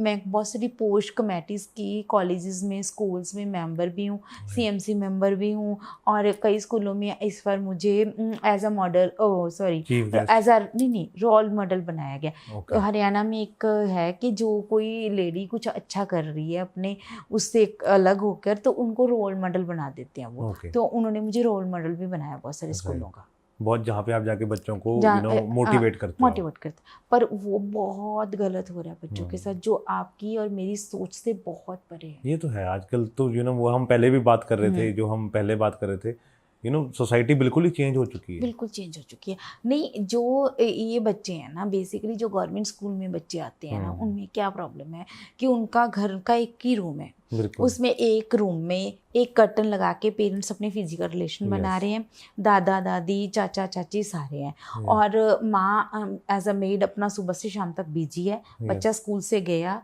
किसी ने ड्रिंक की हुई है, चाहे घर में कोई भी जेंट्स है, वो बच्चे के साथ रिलेशन बनाता है। पहले 2-4 दिन बच्चा रोता है, चौथे 5वें दिन उसको मज़ा आने लग जाता है, पर मज़ा तो आ रहा है, पर उसके बाद प्रॉब्लम कहाँ क्रिएट होगी कि उसके फिजिकली डैमेज होना शुरू हो गया, मेंटली डैमेज होना शुरू हो गया, उसके ऊपर कोई केयर नहीं है। प्रॉब्लम ये है कि उनके पास स्पेस ही नहीं है, और अगर वैसे कोई पेरेंट्स या फिर कोई घर वाला नहीं कर रहा तो आस पड़ोस वाले कर रहे हैं। अगर वो नहीं कर रहे तो फिर बच्चे की वैसी मेंटल हेल्थ के ऊपर असर पड़ रहा है। अगर रात को उठ रहा है तो उसको एक कर्टन दिख रहा है, पेरेंट्स ने तो अपना, पेरेंट्स की भी कोई गलती नहीं है क्योंकि उन्होंने भी अपना वो करना ही है, तो वो चीज़ कहीं ना कहीं है। वही आ गया ना कि हर चीज़ एट द एंड एक जगह पे आके खत्म होती है कि आपके पास पैसा होना ज़रूरी है, पैसा होना भी बहुत ज़रूरी है, बिकॉज अब स्पेस की जैसे आपने बात की, अगर अच्छा पैसा हो तो 2 कमरे का घर है ना, 2 कमरे का घर हर फैमिली को जरूरत ही जरूरत है। बिल्कुल। और मुझे ऐसा लगता है कि जब तक आपके पास पैसे ना हो ना, आप बच्चा भी प्लान ना करें। ये चीज़ हाँ, आपकी बात सही भी है, मैं इस चीज़ को सही मानती हूँ कहीं कि एजुकेशन होनी चाहिए। किसी मेरे पास पहले ही घर में 4 बंदे हैं जो एक कमरे में रह रहे हैं, है ना, मैं एक बंदा और लाके उसको भी इसी कमरे में रख दूं, वो कोई अच्छी बात नहीं है, वो अच्छी बात नहीं है ना। पर ये प्रॉब्लम ये है कि इंडिया में एजुकेशन मतलब पढ़ाई नहीं, एजुकेशन मतलब रियल एजुकेशन, मॉरल एजुकेशन लगाओ, वो चीज़ों की बहुत कमी है। आपको एक चीज़ और बताती हूँ मैं, अभी भी केस आए हुए हैं मेरे पास, चलो उनके ऊपर नहीं हम बात करेंगे, एक केस बताती हूँ। लड़कों के साथ ज़्यादा रेप होता है, लड़कों के साथ, हाँ, छोटे बच्चों के साथ जो लड़के होते हैं। और मेल करते हैं? हाँ, मेल करते हैं। ओके। क्योंकि कारण बताती हूँ, लड़कों के साथ ज़्यादा रेप होने का रीज़न क्या है कि वो प्रेग्नेंट नहीं होते। लड़कियों के साथ उतना नहीं होता जितना लड़कों के साथ होता है। जो हमारे पास के, जब हम मैं जब गुड टच और बैड टच करवाने जाती हूँ ना, बताती हूँ बच्चों को कि ऐसे ऐसे करके इस चीज़, इस पार्ट को टच नहीं कोई करेगा, इसको नहीं करेगा, तो वो जब पूरी क्लास में से आपको बच्चे पता चल जाते हैं एक नज़र में कि इस बच्चे के साथ गलत हो रहा है। और वो ज़्यादातर मेल बच्चे ज़्यादा होते हैं, फीमेल भी होते हैं, ऐसा नहीं है। फीमेल अभी भी आया था, उनके पड़ोसी कर रहे हैं, वो उसकी मदर के साथ कुछ है उसका प्रॉब्लम, तो वो कर रहा है, तो मदर कहती है आपको कोई लेना देना नहीं होना चाहिए, तो पुलिस कंप्लेंट हो चुकी है उसकी। तो जब पुलिस कंप्लेंट हो जाती है इन बच्चों की, तो क्या करते हैं, जैसे आपको पता चल गया कि पुलिस कंप्लेंट हो गई, पुलिस फर्स्ट तो वार्निंग ही देती है जब बुलाती है, तो सेकेंड डे वो अपने गाँव भाग जाते हैं या फिर उस जगह को शिफ्ट कर लेते हैं, नया आधार कार्ड बन जाता है, नया सब कुछ बन जाता है, नई जगह पे जाके शिफ्ट होकर रहना शुरू होते हैं। एक्चुअली वो ही नहीं बदलना चाहते, सरकार ने इतना अच्छा किया है। अगर आप स्कूलों में जाओ ना, स्कूलों में इतनी अच्छी एजुकेशन है, इतना सही सिस्टम है, खाना भी दे रहे हैं वो, फूड भी प्रोवाइड, सिर्फ और सिर्फ बच्चों को एक बैग खरीदना है, बाकी सब कुछ गवर्नमेंट दे रही है। बुक्स भी दे रही है, नोटबुक्स भी दे रही है, पेंसिल शार्पनर रेजर भी दे रही है, खाना भी दे रही है, अच्छे टीचर्स भी दे रही है। एक अच्छे टीचर पे भी कहीं ना कहीं टीचर पे भी है कि टीचर कैसे एजुकेट कर रहा है बच्चों को। अगर उसको प्रॉब्लम टीचरों की भी नहीं है। एक चीज़ और भी मैं बताना चाहूँगी, टीचरों को दुनिया भर के काम दिए हुए हैं सिवाय टीचिंग के। यस, उन्होंने इलेक्शंस में भी करना है, उन्होंने जनगणना भी करनी है, उन्होंने अगर कोई मिनिस्टर आ रहा है उसके लिए भी करना है, पर उन्होंने टीचिंग के अलावा बाकी दुनिया के सारे काम करने हैं। तो यू नो टीचर को सिर्फ टीचिंग जॉब ही करनी चाहिए, मुझे ऐसा लगता है, जो आप भी कह रहे हो, है ना? हाँ, ठीक है, उससे करवाओ, लेकिन उसका मेन फोकस है जो बच्चे और टीचर ही है, वही होना चाहिए। लेकिन जैसे अब ये बच्चे जो आप कह रहे हो, है ना, तो इनको गवर्नमेंट क्या ऐसे भी जगह बनी हुई है जहाँ पे गवर्नमेंट इनको अपने पास रख सके? ऐसी जगह है पर बहुत कम। बहुत कम, ऐसा कोई बहुत अच्छी जगह नहीं है, बहुत सिस्टमेटिकली सिस्टम नहीं है वो। है, पर ऐसा भी नहीं कह सकती, मना भी नहीं कर सकती, पर है तो है। लेकिन मुझे ऐसा लगता है कि जैसे आपसे बात करके पता लगा है कि मुझे ऐसा लगता है कि बच्चों को तो एजुकेट करना जरूरी है ही है, और पेरेंट्स को भी एजुकेट करना बहुत ज़्यादा जरूरी है, ज़्यादा जरूरी। ऐसा नहीं है कि सारे घरों में ऐसा हो रहा है। बहुत सारे पेरेंट्स मेरे पास आते हैं। मैंने पिछले साल 100 से भी ज़्यादा बच्चों का एडमिशन करवाया था। कॉलेज में भी बहुत सारे बच्चों का एडमिशन करवाती हूँ मैं। स्कूलों में तो मैं बहुत ही बच्चों का एडमिशन करवाती हूँ।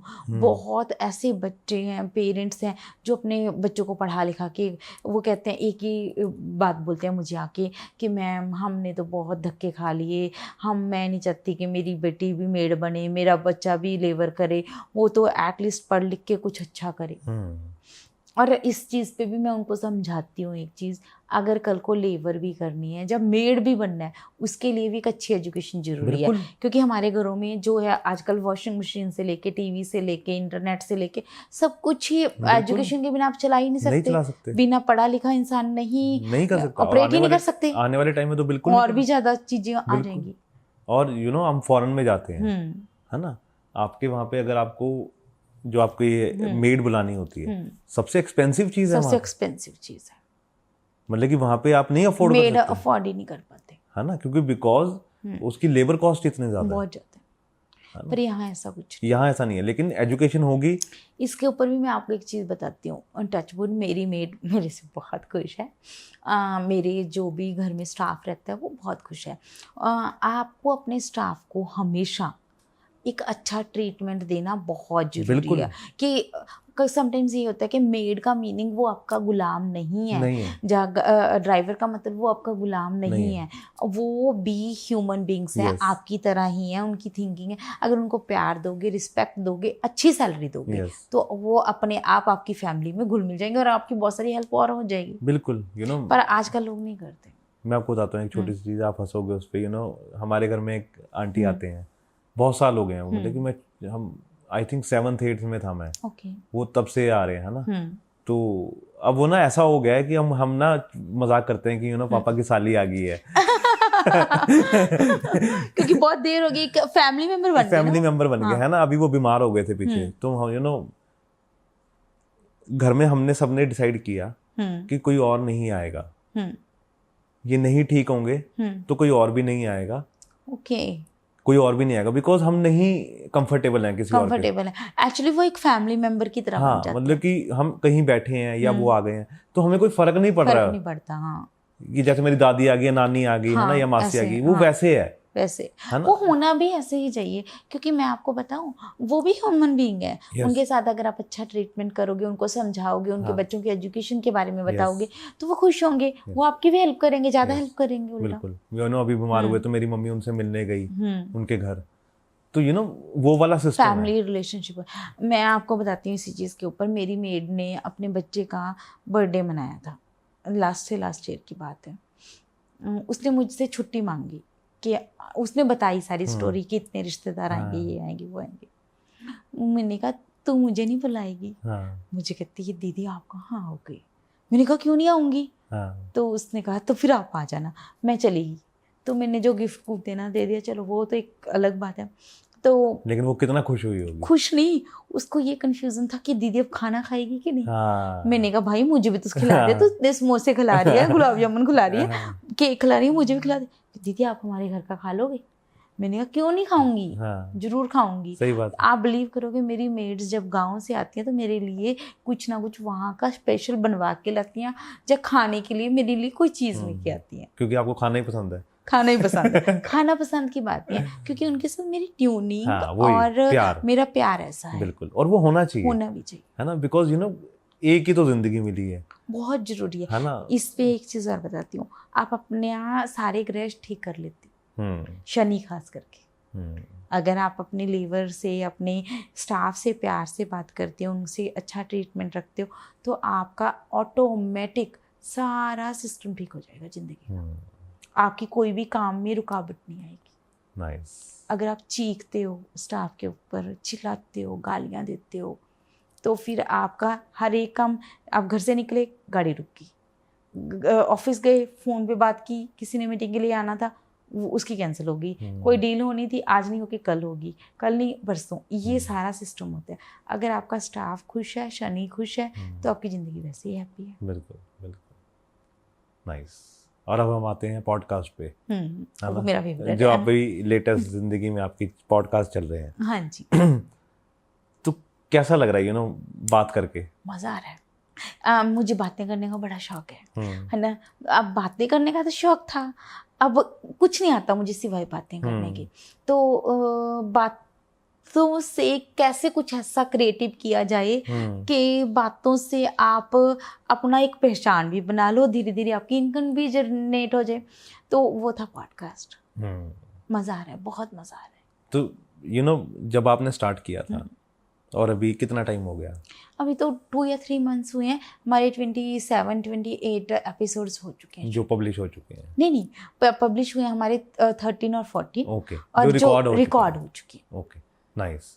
तो यू नो कई बार आप इमोशनल होते हो, है ना, इंटरव्यू में। जैसे मैं इंटरव्यू लेता हूँ ना, तो कई बार आप ना ऐसी बातें सुनते हो, जैसे अभी आपने मेरे को एक बात बताई है ना, कि वो बच्चों वाली, कि मेल के साथ ऐसा होता है, या वो बीच में पर्दा है ना, और वो पेरेंट्स है ना, ऐसे कई चीजें ना आपके दिमाग में घर कर जाती हैं, और वो कई टाइम तक ना मेरे दिमाग में घूमती रहती हैं, वो बहुत परेशान करती हैं मेरे को। हाँ, सबको करती हैं। वो आपके साथ भी होता है क्या? हाँ, सबको करती हैं। कुछ लोग जैसे स्टोरीज बताते हैं, जैसे मैं आपको बताती हूँ, अभी रिसेंटली मैंने ममता मैम का लिया था, ममता सोदा जी, जो कि हरियाणा की फर्स्ट औरत हैं जो माउंट एवरेस्ट के ऊपर गई थी। उन्होंने बताया कि एवरेस्ट पे चढ़ने के बाद उनका जो उन्होंने लिया हुआ था ऑक्सीजन मास्क, जब उन्होंने उतारा तो उनका सारा फेस छिल गया, सारा ब्लड ही ब्लड हो गया वहाँ पे। बहुत पेन था और इतनी ठंड थी, -35 डिग्री। मैं उनका इंटरव्यू सुनते सुनते वो फील कर रही थी, मुझे भी ठंड लगने लगी है। -35 डिग्री को फील कर रही थी, उनके ब्लड को, उनकी चीज़ों को, और वो कई दिन तक मेरे दिमाग में घूमता रहा। तो और यू नो फिर अब इसको निकालते कैसे हो? फिर निकालते बेसिकली हम पहले फ़ोन करते हैं, किसी भी गेस्ट के साथ बात होती है तो बस उनसे प्रोफेशनली पूछ लेते हैं। 80-90% लोगों का इंस्टाग्राम और फेसबुक अकाउंट होता है, तो उससे आपको उनके बारे में आइडिया लग जाता है। तो बाकी मेरी जो सोच है, जैसे आज हमने इंटरव्यू किया, आपने ना मेरे से कोई बात की थी ना मैंने आपसे, उस दिन आपका इंटरव्यू हुआ, उस टाइम भी ऐसा ही था। तब आपकी एक नेचुरल और रियलिटी निकलती है। जब आप मुझे क्वेश्चनर, मुझसे कई लोग बोलते हैं कि मैडम क्वेश्चंस दे देना, मैं बोलती हूँ कि भैया अगर मैंने तुझे क्वेश्चंस दे दिए तो बहुत फेक हो जाएगा। मैं क्वेश्चन, मुझे खुद ही नहीं पता मैंने क्या क्वेश्चन बोलना है। हमें आप ये मेरी कंडीशन को समझ पाओगे, आपको नहीं पता कि मेरे से क्या क्वेश्चन पुट करोगे। ये तो बातें हैं। पॉडकास्ट का मीनिंग क्या है? मेरी नज़र में पॉडकास्ट का सिर्फ जस्ट एक ही मीनिंग है कि आप दूसरे की सोच जानो, दूसरे की विचार जानो। सोच कभी भी आप पहले प्रैक्टिस नहीं करके होगी उस क्वेश्चन की, वो तो उसी टाइम निकलेगी जो रियल है ना। तो वो चीज़ है। कुछ मैंने एक्टिंग भी की, मैंने एज अ टीवी एक्टर काम किया पंजाबी। और वो कब किया था? वो 2 साल पहले। अच्छा, वो 2 साल पहले। हाँ जी। ओके। मैंने काफ़ी जगह पे मैंने 2-3 गाने भी as a lead actor shoot किए। मैंने एज अ एंकर बल्ले मतलब कि आपने सारे शौक पूरे किए हैं, है ना? हाँ, सारे है ना? शौक, हाँ। और टीवी में कितना मुश्किल होता है, एक्टिंग करना कितना मुश्किल है? एक्टिंग करना नहीं मुश्किल है, वहाँ वेट करना बहुत मुश्किल है। आपको कई घंटे एक छोटे से सीन के लिए भी वेट करना पड़ सकता है।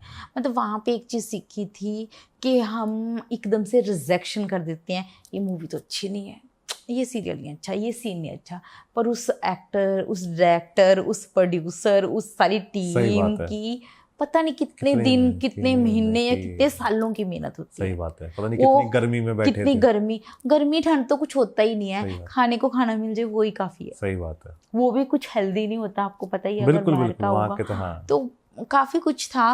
मतलब एक्टिंग से एक चीज जानी कि it's a hard working job, labour class से भी ज्यादा हार्ड वर्किंग जॉब। बिल्कुल। और मैं 1-2 बार शूटिंग पे गया हूँ, जो तो एक्टिंग कर रहा है, जो तो कर रहा है वो तो ठीक है, वो तो ठीक है। अगर आप उसके साथ गए हो तो वेट कर रहे हो तो आप तो पागल हो जाते हो, वहाँ पागल हो जाते हो। सीरियसली मैंने वो देखा है, आपको पता ही नहीं कि कितने घंटे वेट करना पड़ेगा। कभी उनका कैमरा नहीं ठीक हो सकता, कभी हम खुद भी शूट करें, हमें आपको पता है कि अगर मैंने आपको 12 बजे का टाइम दिया है, वो 1 या 1:30 बजेगा ही बजेगा, उसमें कोई कुछ नहीं कर सकता। बिल्कुल, कुछ नहीं कर सकता। एक बार कॉल टाइम था, मैं चला गया किसी के साथ, तो सुबह 6 बजे इन्होंने कहा कि नहीं, हम 8 बजे तक शूटिंग स्टार्ट कर देंगे।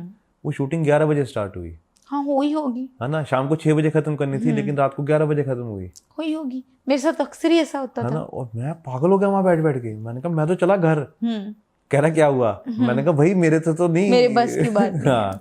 मैंने काफ़ी सीरियल्स में किया, मैंने कलर्स पे भी काम किया, मैंने जी पंजाबी पे भी काम किया, मैंने और भी बहुत सारे चैनल्स में काम किया। तो अभी क्यों नहीं कर रहे आप कंटिन्यू?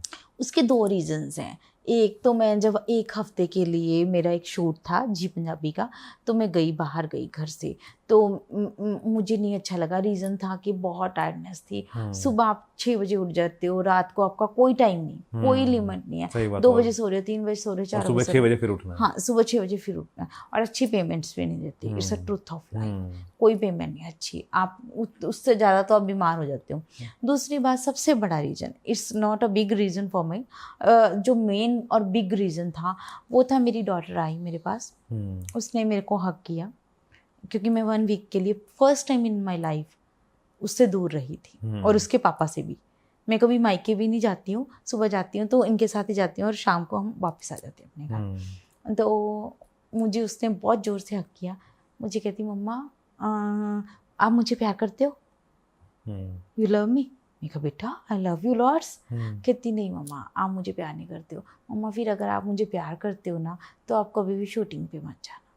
मैंने उसके बाद आज तक कभी कोई शूट नहीं किया, तो तभी पॉडकास्ट खोल लिया कि वो घर के अंदर ही है, सारा सिस्टम है, उसमें सारी फैमिली इन्वॉल्व भी है। सही बात है। और यही एज है जहाँ पे उसकी आपको उसको जरूरत है, आपकी बहुत जरूरत है, क्योंकि टीनेजर बच्चा है। अगर अभी हम केयर नहीं करेंगे तो वो गलत की कहीं ना कहीं कंपनी में घुस गया तो उसकी लाइफ पूरी खराब हो चुकी है। क्योंकि इस समय जो बच्चे का दिमाग इन्फ्लुएंस होगा ना, वो सारी उम्र उसके साथ रहेगा, है ना? उसकी सोच जो अभी डेवलप होगी वही आगे जाके होगी। तो ये आपने बहुत अच्छा डिसीजन लिया, और मेरे को लगता है हर माँ बाप को ना लेना भी चाहिए, किसी एक पेरेंट को। इसके ऊपर और चीज बताती हूँ, मुझे 2 बार गवर्नमेंट जॉब भी मिली एज अ BEd टीचर, वो भी इसी कारण, गुड़िया के कारण नहीं कर पाए।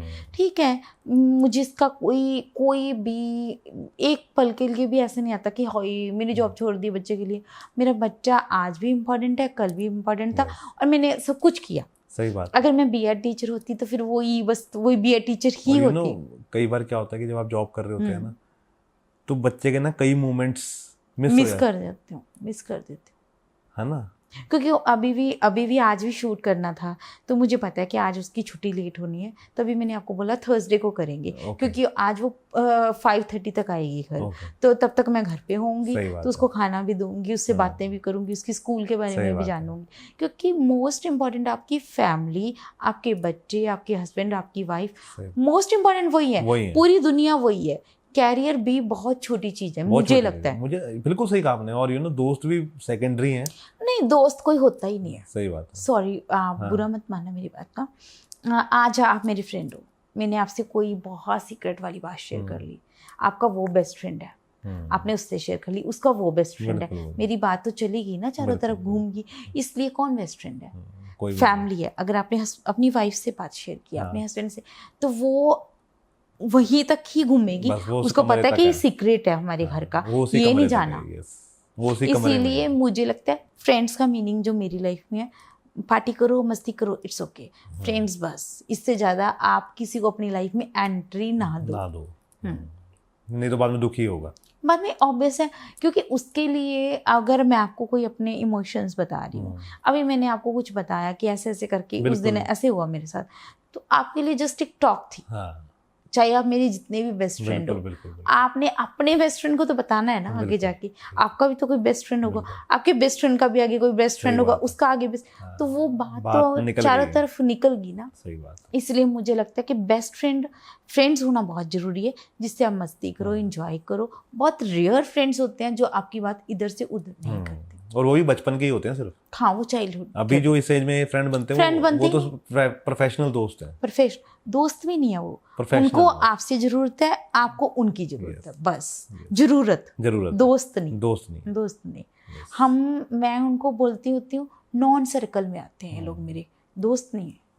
आई have no friends, I have only 1 and 2 friends, my husband and my daughter. Seriously I have no friends. अब आईडी भी खोल के देखोगे, आपको कोई बहुत सारे लोग नहीं मिलेंगे मेरी आईडी में, फैमिली मिलेगी, बस फैमिली मिलेगी। पर मेरी दुश्मनी भी किसी से नहीं है। वो अच्छी चीज है ना, जब दोस्ती नहीं है तो दुश्मनी भी नहीं है किसी से। अगर मैं आपको आज भी कोई काम बोलूंगी, आप मेरा कर दोगे। अगर आपके क्लोज, मैंने जो देखा है, ऑब्जर्व किया चंडीगढ़ में रहते हुए, अगर आप मेरे बेस्ट फ्रेंड हो ना, मुझे किसी तीसरे इंसान की जरूरत है, तो आप 101% उसको मना करोगे, यार ये तो ऐसा ही है, इसका काम मत करियो। अगर आपके मेरी नॉर्मल टर्म्स हैं, तो आप 101% मुझे वो काम करवा के दोगे। बिल्कुल, वो चीज अंतर है। बिल्कुल, वो उतना रखना चाहिए, हाँ, दोस्ती हेलो हाय सबके साथ अच्छी है, और मैं किसी का बुरा नहीं करती हूँ, ना ही चाहती हूँ, ना ही करूंगी। बिल्कुल, वो अच्छी चीज भी है ना, बुरा क्यों करना किसी का, बुरा क्यों करना। सही बात। तो कैसा लगा बात करके? मजा आ गया सारा। ऐसे मुझे पता है कैसा फील हो रहा, जैसे कि मैं एक साइकोलॉजिस्ट के पास गई हूँ, अपने दिमाग की सारी अच्छी बुरी सारी बातें आज बोल दो, जो बोलना है बोल दो, बस झटके से बोल दो। नहीं, सच में मजा आया ना, बहुत मजा आया। एंड में ना एक्चुअली मेरे को होता है कि मैं थोड़ी सी तारीफ करवा लूँ अपनी, और आज ये तो शालू जी बैठी है सामने, खुद पॉडकास्ट करती हैं। मैं तारीफ आपकी करना चाहूंगी। ओके। मुझे जब आपके साथ पॉडकास्ट करने का मौका मिला, मुझे एक चीज अच्छा लगा कि आप में एक्साइटमेंट थी। जो मैं आने वाले एपिसोड, चाहे आपके पास आए लोग, चाहे मेरे पास आए लोग, एटीट्यूड दिखाते हैं, उनको एटीट्यूड नहीं दिखाना चाहिए, क्योंकि आज आपका टाइम है, कल हमारा भी आएगा। जैसे अभी हमारी बात हुई थी ना, तो पॉडकास्ट अगर कोई कर रहा है, आपने अपना टाइम दिया, अपना समय दिया, अपना पैसा भी खर्च किया, तो अगर उसकी आप रिस्पेक्ट नहीं करोगे और फिर भी आपको लगेगा कि नहीं यार नहीं, तो वो बेवकूफ़ों वाली बात है। सही बात है। आप बल्कि एक दूसरे को, जहाँ तक मुझे सपोर्ट करना चाहिए। हाँ, मैं इस बात पे भी आ रही थी अभी, स्पोर्ट वाली बात पे आई ना, तो अगर हम ये सोचे कि हम competitor, we are not competitor, we are a friend, equal business के फ्रेंड्स। बिल्कुल, है ना, आपका अपना लक है, मेरा अपना लक है उसमें। सही, कल को अगर आपने मुझे बुलाया, हाँ, मैंने आपको बुलाया, कल को शालू जी बॉम्बे जाती हैं, है ना, बॉम्बे में जाके पॉडकास्ट शूट कर रही हैं, है ना, मैं शालू जी को फोन करूंगा कि शालू जी मुझे किसी स्टार दे दो यार, एक आधे का, है ना, हाँ, तो शालू जी दे देंगे, जरूर देना चाहिए। हाँ, जरूर देना चाहिए। मैंने आपसे फर्स्ट बात भी यही की थी कि हम एक दूसरे के साथ मिलके जुल के काम करेंगे, जरूर करेंगे, होना भी ऐसी चाहिए। एक चीज, इस चीज के ऊपर प्लीज जरूर बोलना चाहूंगी, आपने अगर 6th क्लास में, 5th 6th क्लास में आ जाता है, साइंस का एक लेसन है जिसमें बताया जाता है कि अगर छोटा कीड़ा बड़े कीड़े को खाता है, फिर बड़ा कीड़ा सांप को खाता है, सांप को फिर जानवर खाता है, हाथी खाता है, हाथी को ये खाता है, फिर इंसान मांस को खाता है, ये खाता है, तो एक सर्कल है। बिल्कुल, है ना, लोगों ने वो रियल लाइफ में वही सर्कल बना लिया। अब मैं अपनी लाइफ का सर्कल बताती हूँ, जो मेरी सोच है किसान के बिना आप जिंदा रह सकते हो? नहीं। क्योंकि वो उगाएगा नहीं, आप कहाँ से खाओगे? बिल्कुल। किसान के बिना आप हमारी लाइफ नहीं पॉसिबल है आज की डेट में, और सोशल मीडिया के बिना हमारी लाइफ पॉसिबल नहीं है, टेक्नोलॉजी के बिना नहीं है। तो टेक्नोलॉजी एक इंसान ने नहीं बनाई है, खेतों में फसल एक इंसान ने नहीं उगाई है, तो हमें मिलजुल कर अपना सारा काम करना चाहिए। बिल्कुल बिल्कुल। क्योंकि आप अकेले ना तो खेती कर सकते हो, ना सोशल मीडिया चला सकते हो, ना एंटरटेन कर सकते हो, ना आप क्या कुछ कर लोगे अकेले? बिल्कुल। तो आपको तो एक अपने घर में पानी का गिलास पीने के लिए भी मेड चाहिए। बिल्कुल। तो इसलिए आपका जो सर्कल बना है भगवान की तरफ से, उसकी रिस्पेक्ट करो और एक दूसरे से प्यार करो। और आप बहुत अच्छे हो। उस दिन भी हमारी टॉक बहुत अच्छी हुई, तो मज़ा आया। मुझे ऐसे लगा कि मैंने अपने छोटे या बड़े जो भी समझो, अपने भाई के साथ एक अच्छी सी टॉक की। मुझे यहाँ पे आके एक ऐसी चीज़ फील हुई, आपका ऑफिस बहुत सुंदर है। Thank you. मतलब मैं ऑफिस से नजरें नहीं हटा पा रही।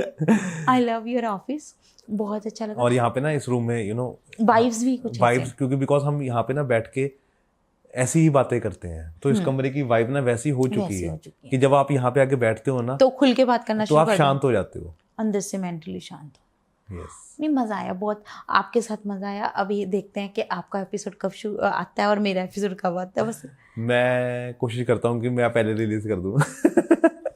फिर आप तो गुड हो। मेरा नहीं, हम दोनों एक साथ, मैं पूछ लूंगा आपसे, कोई टेंशन नहीं। नहीं, आप कर दो रिलीज, कोई दिक्कत नहीं है। मुझे मजा आएगा उल्टा, क्योंकि मेरा थोड़ा सा टाइम लगेगा। नहीं, मैंने आपसे पहले ही बोला कि ना मेरे साथ भी वो प्रॉब्लम चल रही है, जो आपके साथ चल रही है टाइम की, है ना, बिकॉज वो मैं अब आपको रोज फोन करूं कि सर बना दो मेरा एपिसोड।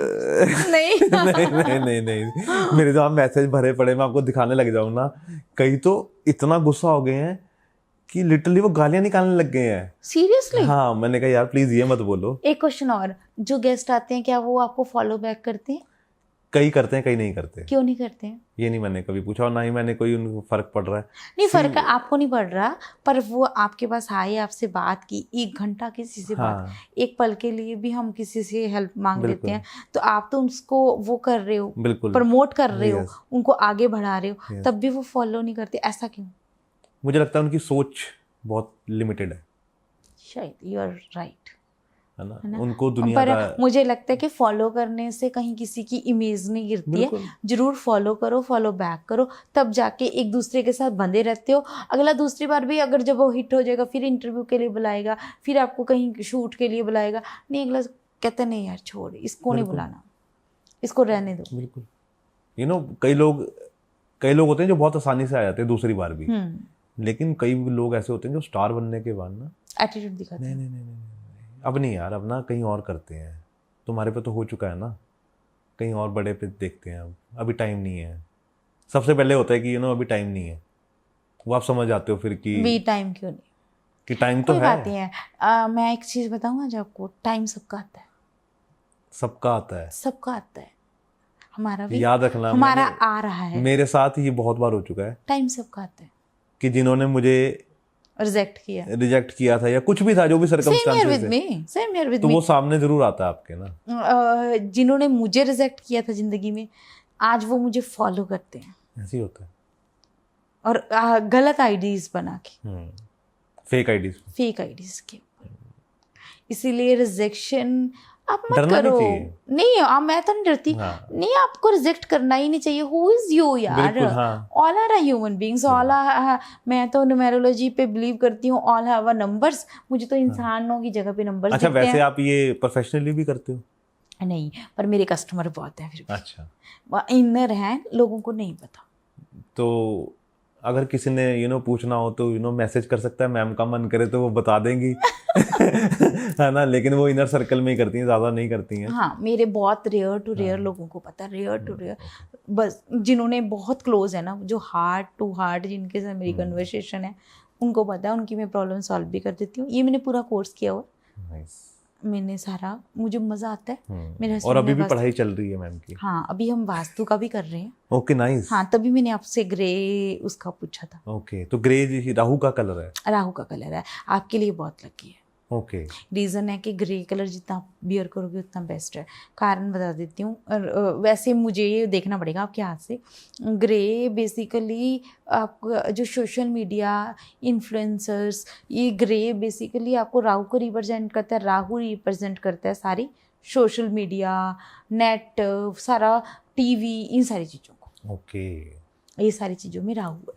ओके, एक हम स्पेशल शो करेंगे मैम के साथ, हाँ, नंबर्स के, इस नंबर्स के ऊपर हाँ। और उसमें सिर्फ हम नंबर्स की बात करेंगे। हाँ, फिर वो तो मुझे लोग बिठा देना 10-15, वो मैं बताती रहूंगी कि इसका ये है, इसका वो है। वो हम फिर एक जगह पे ना जहाँ पे हम कई सारे लोग बिठा के, फिर ताकि वो रैंडमली हम उसमें से वो पूछे लोगों से, हाँ। फिर बहुत मजा आता है, Yes, बहुत मजा आता है। वो पक्का हम करते हैं।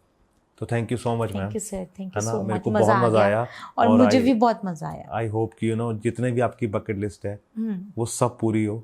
Thank you. जो मोदी जी भी है मेरी बकेट लिस्ट में, अंबानी भी है। सब आए वो एक दिन सब आपके सामने बैठे हो, तो मैं उनसे बातें है ना, राहुल गांधी भी हो, अंबानी भी हो, अडानी भी हो, मोदी जी भी हो, बिल गेट्स भी हो, है ना, एलन मस्क भी बैठा हो, है ना, जितने बड़े बड़े लोग हैं सब बैठे हो आपके पॉडकास्ट पे। और कोई सिंगर भी है, दिलजीत को भी। हाँ, दिलजीत बहुत अच्छा लगता है। पता नहीं क्यों दिलजीत की जब भी मैं इंटरव्यू सुनती हूँ एक पॉजिटिव वाइब्स आती है उनसे। बहुत शांत है। और सबसे बड़ी बात, उनकी जो मैं वीडियोस देखती हूँ ना, जो घर वाली, कुकिंग वाली, वो मुझे बड़ी मजेदार लगती हैं। वो शायद पंजाबी इंडस्ट्री से हट के है। हाँ, आज आप बना रहे जी पिंडी, ਇਹਦੇ ਪਾਤੀ ਆਪਾਂ नमक, वो बड़ा सही, बड़ा मजेदार। तो thank you so much ma'am. Thank you sir, thank you so much.